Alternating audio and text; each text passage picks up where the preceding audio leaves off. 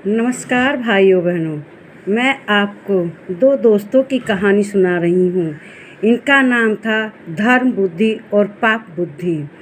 पाप बुद्धि पाप हमेशा मन में सोचता था और धर्म बुद्धि धर्म के साथ अपना जीवन निर्वाह करता था तथा धर्म के रास्ते पर चलता था। एक बार दोनों दोस्तों ने प्लान बनाए कि चलो प्रदेश में जाकर कुछ धन कमाया जाए। दोनों ने विचार विमर्श करके प्रदेश जाने का विचार बना लिया और प्रदेश जाने की तैयारी कर ली। दोनों दोस्त प्रदेश में चले गए। प्रदेश जाकर उन्होंने बहुत मेहनत की, बहुत धन कमाया और उन्होंने रास्ते में बड़े साथ एक साथ होकर गए। लेकिन जब प्रदेश गए तो उन्होंने किसी की दुकान पर काम करना शुरू कर दिया। वहाँ बहुत मेहनत से काम किया और मेहनत से काम करके धन इकट्ठा किया। धन इकट्ठा करके दोनों अपने गांव की ओर जाने लगे। साथ साथ चल रहे थे। साथ जाते जाते दोनों के मन में धन को लेकर अनेक विचार आ रहे थे। तभी पाप बुद्धि के मन में आया रास्ते में, क्यों न ये सारा धन मैं ही हड़प लूँ और पाप बुद्धि से मतलब कह दूँगा कि धन गायब हो गया, तुम ही ने चुरा लिया, उसी के ऊपर दोषारोपण कर दूँगा। तब उसने धर्म बुद्धि से कहा, देखो हम इतना धन लेकर जाएंगे तो घर के लोग और रिश्तेदार लोग हमसे धन मांगने लगेंगे। क्यों ना इस धन को हम लोग यहीं पर इस पेड़ के नीचे छिपा दें। ऐसा सोचकर दोनों ने राय मशवरा कर ली और एक मत होकर उस पेड़ के नीचे गए। पेड़ के नीचे जाने के बाद उन्होंने एक प्लान सोची कि चलो इसको छुपा ही दिया जाए। और तब धर्म बुद्धि ने पाप बुद्धि के कहने पर एक गड्ढा खोदा पेड़ के नीचे और उसमें सारा धन रख दिया। धन रख कर उसको वहीं पर छिपा दिया, दबा दिया गड्ढे में दबाकर दोनों फिर सोचने लगे कुछ धन घर पर ले जाएंगे। तो घर पर वे सारा धन ना ले जाकर थोड़ा थोड़ा करके ले गए। पाप बुद्धि दुष्ट स्वभाव का था। उसने कहा कि एक दिन जाके सारा धन चुरा ले आया और अपने घर पर छिपा कर रख दिया।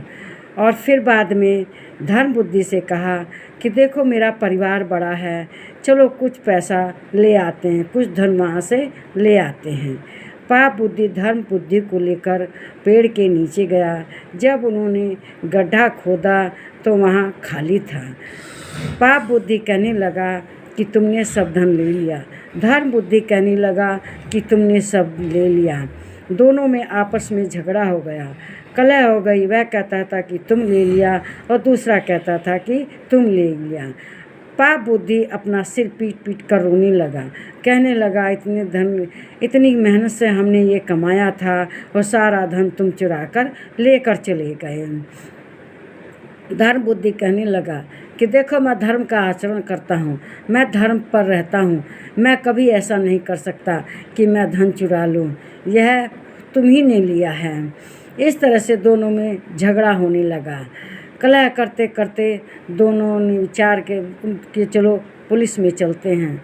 दोनों पुलिस को लेकर न्यायालय में गए।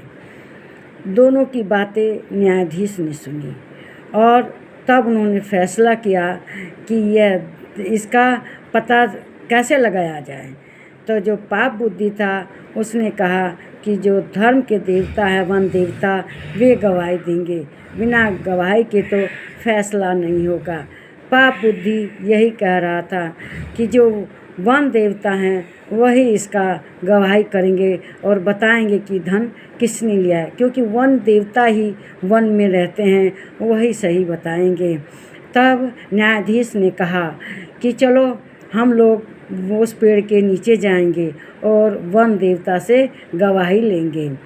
सब लोग तैयार हो गए कि ठीक है, वन देवता का यहाँ हम चलते हैं। धर्म बुद्धि भी तैयार हो गया कि चलो सब वन देवता के पास चलेंगे। जज भी तैयार, जो जज था वह भी तैयार हो गया, न्यायाधीश, कि चलो सब वन में चलेंगे और पुलिस गांव के लोगों को सबको लेकर एक साथ वन में जाएंगे और जो वन देवता हैं उनसे गवाही लेंगे।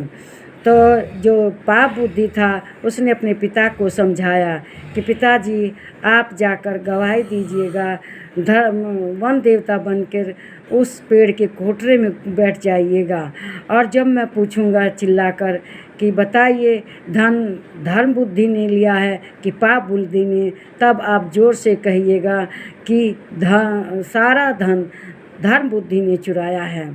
उसका पिता उसकी बात से सहमत हो गया और उसके साथ वन में जाकर पेड़ के कोठरे में बैठने के लिए तैयार हो गया और पाप बुद्धि भी खुश हो गया कि अब तो सारा धन उसका हो जाएगा, उस धन को कोई नहीं ले पाएगा।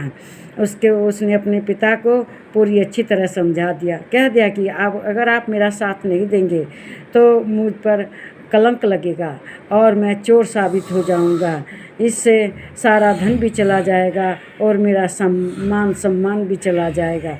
तब पाप बुद्धि के पिता ने कहा कि बेटा तुम जैसा कहते हो मैं वैसा ही करूँगा, मैं जाकर तुम्हारे साथ उस पेड़ के कोठरे में बैठ जाऊँगा। और जाकर बैठ गया।